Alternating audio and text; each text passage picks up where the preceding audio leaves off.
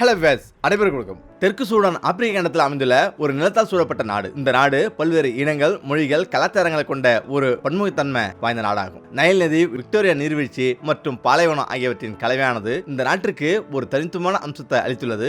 இந்த நாடு நீண்ட காலமாக நிலையற்ற அரசியல் சூழ்நிலையை அனுபவித்து வந்தாலும் தற்போது தெற்கு சூடான் இயற்கை மற்றும் சாகச விரும்பிகளிடையே மிகவும் பிரபலமானது. உலக பாலைவனத்தில் தெற்கு சூடான் பற்றிய பல்வேறு அறியப்படாத உண்மைகள் தான் இந்த வீடியோவில் பார்க்க போறோம். சூடான் என்ற பெயர் சஹராவுக்கு தெற்கே மேற்கே ஆப்பிரிக்காவிலிருந்து கிழக்கு மத்திய ஆப்பிரிக்கா வர பரவியுள்ள ஒரு புவியியல் பகுதியை குறிக்கிறது. சூடான் என்ற பெயர் கருப்பர்களின் நிலம் என்று பொருள்படும் அரபு வார்த்தையான பிளாத் அஸ் சூடான் என்பதிலிருந்து வந்தது. நாட்டின் வரலாற்று ரீதியாக இப்பகுதி பல்வேறு பேரரசுகள் மற்றும் காலனிகளின் கீழ் இருந்தது. 19ஆம் நூற்றாண்டில் எகிப்தும் பிரிட்டனும் இணைந்து சூடானை ஆளத் தொடங்கியது. எகிப்திய மற்றும் பிரிட்டிஷ் ஆட்சி முடிவுக்கு வந்தபோது 1956இல் மக்கள் வாக்கெடுப்பின் மூலம் நாட்டில் ஒரு ஜனநாயக அரசாங்கம் அமைக்கப்பட்டது. பின்னர் சூடானில் ஒரு உள்நாட்டு போர் வெடித்தது. இது பெரும் சேதத்தை ஏற்படுத்தியது. நீண்ட போராட்டத்துக்கு பிறகு 2005இல் ஒரு அமைதி ஒப்பந்தத்தின் மூலம் தெற்கு சூடான் சுதந்திரம் பெற்றது. ஜூலை 9, 2011 அன்று தெற்கு சூடான் உலகின் புதிய நாடாக ஆனது. தெற்கு சூடான் நாட்டின் புதிய மாநிலமாக உருவெடுத்தது. தற்போது நாட்டின் மக்கள் தொகை 12 மில்லியன் மக்கள் வாழ்கின்றனர். அதாவது 1,12,00,000 பேர். விஷயம் என்னவென்றால் பெரும்பாலான மக்கள் வெவ்வேறு இனக்குழுக்களை சேர்ந்தவர்கள். எனவே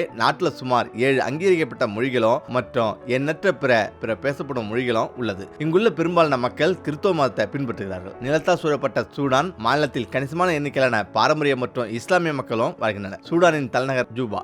மேலும் இது நாட்டின் மிகப்பெரிய நகரம் என்பதை அறிந்தா ஆச்சரியமாக இருக்கும். தெற்கு சூடானை பற்றிய ஒரு விசித்திரமான விஷயம் என்னவென்றால் டிங்கா மக்கள் ஆப்பிரிக்காவின் மிக உயரமான இனக்குழுக்களில் ஒன்றாக அறியப்படுகிறார்கள். ஒரு டிங்கா ஆணின் சராசரி உயரம் 5 அடி 119 அங்குலம் மற்றும் ஒரு டிங்கா பெண்ணின் சராசரி உயரம் 6 அடி 119 அங்குலம் மற்றும் ஒரு டிங்கா பெண்ணின் சராசரி உயரம் 6 அடி 114 அங்குலம். உலகின் மிக உயரமான கூடைப்பந்து வீரர் மனுஷர் என்பதை அறிஞ்சா நீங்க ஆச்சரியப்படுவீங்க. போல் என்று அழைக்கப்படும் ஒரு டிங்கா மனிதர் 7 அடி 7 அங்குலம் உயரம் இருந்தார். தெற்கு சூடான் குடியிருப்பாளர்களை பற்றி மற்றொரு சுவாரஸ்யமான உண்மை என்னவென்றால் இங்குள்ள மக்கள் உலகின் இளமையான நாடுகளில் ஒன்றாக உள்ளனர். 62% அதிகமான மக்கள் 25 வயதுக்குட்பட்டவர்களாக இருக்கும் ஒரு நாட்டின் கலாச்சார பாரம்பரியம் மற்றும் மிகவும் தனித்துவமானது. தெற்கு சூடானில் உள்ள எழுத்து இலக்கியங்களை அளவு அறிந்து நீங்க ஆச்சரியப்படுவீங்க.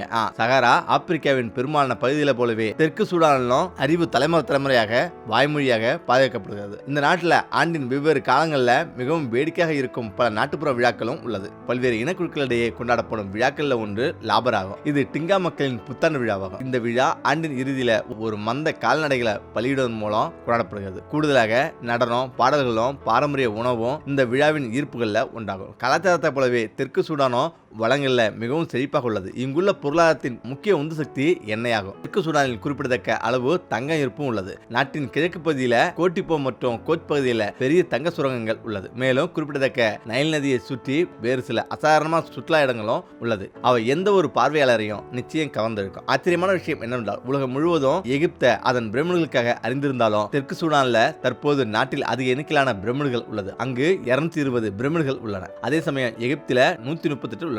இந்த பிரமிடுகள் சுமார் 200 ஆண்டுகளுக்கு முன்பு நூபிய மன்னர்களின் கல்லறையாக கட்டப்பட்டதாக தொல்பொருள் ஆய்வாளர்கள் நம்புகிறார்கள். பல சுற்றுலா பயணிகள் நாட்டின் பண்டைய பாரம்பரியத்தை பார்வையிடவும் காணவும் வருகிறார்கள். அவர்கள் பிரமிடுகளை கண்டு ஆச்சரியப்படுகிறார்கள். தெற்கு சூடானில் உள்ள மற்றொரு அசாதாரணமான இயற்கை அழகு நிறைந்த இடம் நைல் நதியால் சூழப்பட்ட சாட் சதுப்பு நிலமாகும். நைல் நதி நாட்டின் நடுவில் வளைந்து செல்கிறது. வடக்கே வளைந்து அது சாட் சதுப்பு நிலத்துக்குள்ள நுழைகிறது. இந்த சதுப்பு நிலம் சுமார் 57,000 சதுர கிலோமீட்டர் பரப்பளவை கொண்டுள்ளது. நைல் நதி படுக்கையில் உள்ள மிகப்பெரிய சதுப்பு நிலம் இந்த பகுதியில் காணப்படுகிறது. சாட் சதுப்பு நிலத்தை கண்களை காணலாம். அற்புதமான மற்றும் அழகான காட்சிகள். ஈரநிலங்களில் 400 வகையான பறவைகள் இங்குள்ளது. 100 வகையான பாலூட்டிகளையும் 70 வகையான மீன்களையும் காணலாம். தெற்கு சூடான் தனித்துவமான பல்லுறுப்பு பெருக்கத்தை கொண்ட ஒரு நாடு. தேசிய பூங்காக்கள் அவற்றின் உண்டாகும். தேசிய பூங்கா 7,800 சதுர அடி பரப்பளவு கொண்டது. 7 கிலோமீட்டர் பரப்பளவு அமைந்துள்ள இந்த பூங்காவில் குல்மா தாவரங்களின் சிறிய காடுகள் உள்ளது. அதே நேரத்தில் இந்த பூங்கா நாட்டின் மிகப்பெரிய வனவிலங்கு பகுதியில் உண்டாகும். உட்பட ஏராளமான சிறுத்தைகள் இங்கே காணலாம். தெற்கு சூடானின் தென்கோடியில் அமைந்துள்ள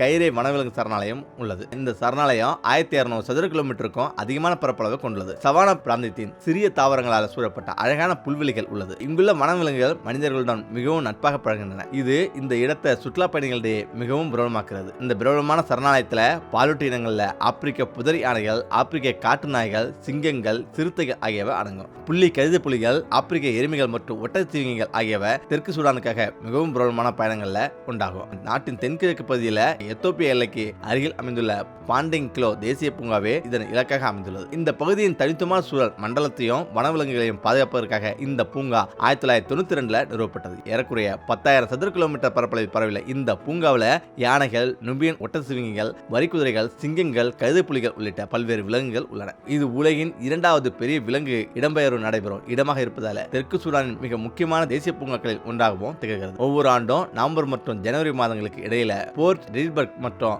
வெள்ளைக்காது ஐபெக்ஸ் உள்ளிட்ட பல வகை மான்கள் பரந்த நிலங்களிலிருந்து பூங்காவுக்குள்ள இடம்பெயர்தல் ஒரு அசாதாரண கண்கொள்ளா காட்சியாகும். இது ஒவ்வொரு ஆண்டும் ஆயிரக்கணக்கான சுற்றுலா பயணிகளை இந்த தேசிய பூங்காவுக்கு ஈர்க்கிறது. ஆனா ஆச்சரியப்படும் விதமாக தெற்கு சூடான் எந்த யுனெஸ்கோ உலக பாரம்பரிய தலங்களையும் குன்றாத 27 நாடுகள் ஒன்றாகும். ஆனா சமீபத்தில் அந்த நாடு 3 தலங்களை யுனெஸ்கோவுக்கு பரிந்துரைக்காக சமர்ப்பித்துள்ளது. தெற்கு சூடான் இன்னும் மக்களுக்கு ஒப்பீட்டளவில் அறியப்படாத இடமாகவே உள்ளது. அரசியல் ஸ்திரத்தன்மை, ஊழல் மற்றும் எழுத்துறையின்மை காரணமா நாடு பெரும்பாலும் பின்தங்கியுள்ளது. ஆனா அதன் மயக்கம், இயற்கை அழகு, பலமான கலாச்சார பாரம்பரியம் மற்றும் அன்பான விருந்தோம்பல் ஆகியவை எதிர்காலத்துல மக்களை நிச்சயம் இருக்கும். தெற்கு சூடான் அதன் தற்போதைய பிரச்சனைகளை வென்று உலக வரைபடத்துல தனக்கென ஒரு பிரகாசமான இடத்தை பிடிக்கிறது. அதே நேரத்தில் தெற்கு சூடான் மக்களின் பழக்க வழக்கங்களும் அதன் கலாச்சாரமும் மிகவும் தனித்துவமானது. அங்குள்ள சுமார் 64 இனக்குழுக்களின் குறிப்பாக டிங்கா மற்றும் நுவர் பழங்குடியினர் வாழ்க்கை முறை, குடும்ப உறவுகள் மற்றும் திருமண சடங்குகள் ஆகியவற்றின் அடிப்படையில் இந்த பழக்க வழக்கங்கள் கட்டமைக்கப்பட்டுள்ளன. திருமணம், அன்யூக் பாரம்பரியமும்.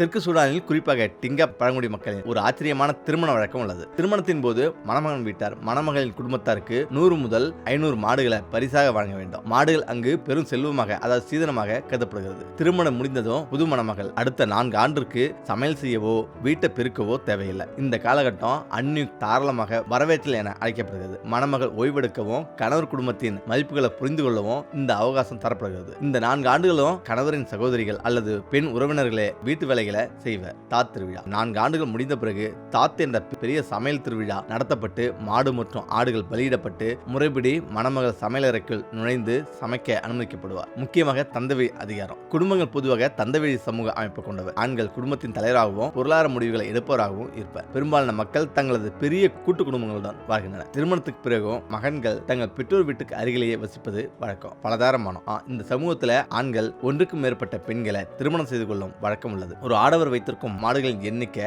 மற்றும் மனைவிகளின் எண்ணிக்கையை கொண்டு அவரது செல்வாக்கு மதிப்பிடப்படுகிறது. முக்கியமாக தெற்கு சூடானில் வாழும் முண்டாரி பழங்குடியின மக்கள் தங்களின் அன்றாட சுகாதாரத்துக்காகவும் கலாச்சாரத்துக்கும் மாட்டின் சிறுநீரை ஒரு முக்கிய ஆதாரமாக பயன்படுத்துகின்றனர். தண்ணீர் பற்றாக்குறை உள்ள தங்கள் பகுதியில் கிருமி நாசினியாகவும் இயற்கை அழகு பொருளாகவும் அவர்கள் இதை பாரம்பரியமாக நம்புகிறார்கள். முக்கியமாக தலைமுடி நிறமாற்றம். சிறுநீர் உள்ள அம்மோனியாவின் இயற்கையான பிளீச்சிங் தன்மையால இவர்களின் தலைமுடி சிவப்பு அல்லது ஆரஞ்சு நிறமாக மாறுகிறது. இந்த நிறம் அவர்களின் பழங்குடி அடையாளத்தின் பெருமையாக கருதப்படுகிறது. மேலும் மாட்டு சாணத்தை எரித்து எடுக்கப்படும் சாம்பலை உடல் முழுவதும் பூசிக்கொள்கின்றனர். இது நைல் நதிக்கரையில் பரவும் கொசுக்கள் மற்றும் பூச்சிக்கடியிலிருந்து இவர்களை பாதுகாக்கிறது.